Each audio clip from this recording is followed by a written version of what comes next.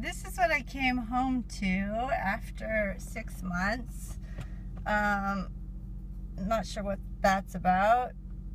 Check engine, ABS. Oi. I need a new car.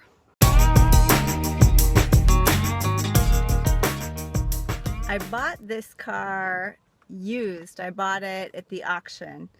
It was, I believe, a year old, maybe 2, and it had been stolen, I think. We didn't have a lot of information on the car, but I know it had been jumped because it needed 4 new shocks, or maybe 3 new shocks. As the second owner, I was eligible for an extended warranty. Now, I'm generally not a warranty kind of person, but because I knew that it had been jumped and it is a finicky European car, I thought it might be a good idea. Well, the Audi spent more than a year of its early life in the shop. I had a loaner car for over a year.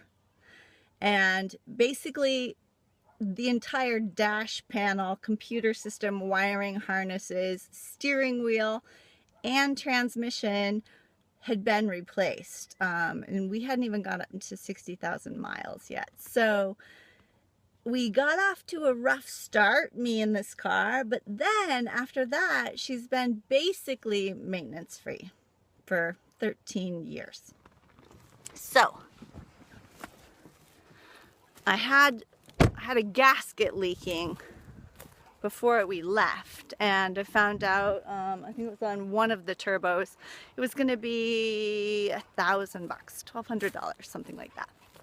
So we were getting ready to go on vacation, and I just left it.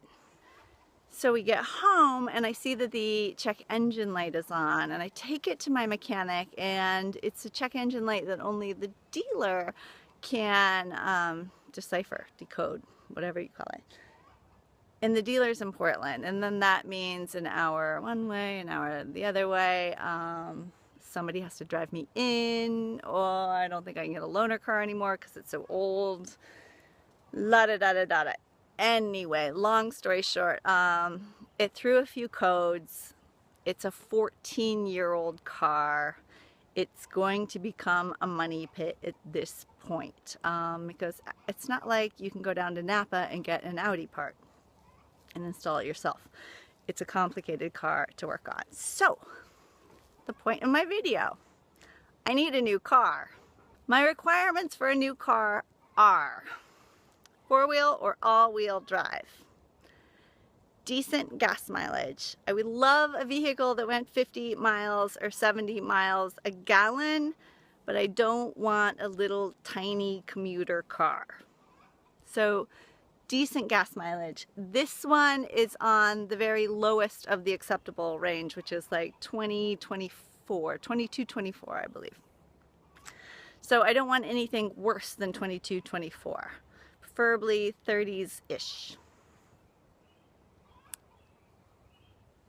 I also am kind of spoiled with my beautifully engineered German car because everything in it is like butter. Like, you get in and the design is beautiful. The buttons feel amazing when you press them. Like, everything's laid out really intuitively.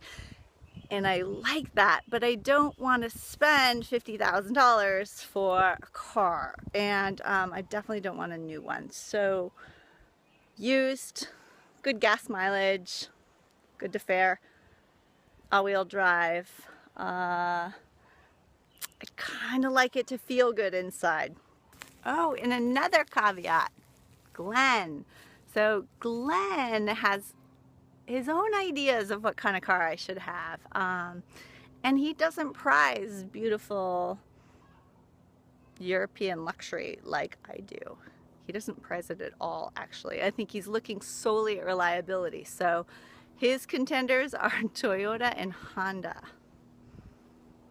He keeps reading about how unreliable Audi and Volkswagens are.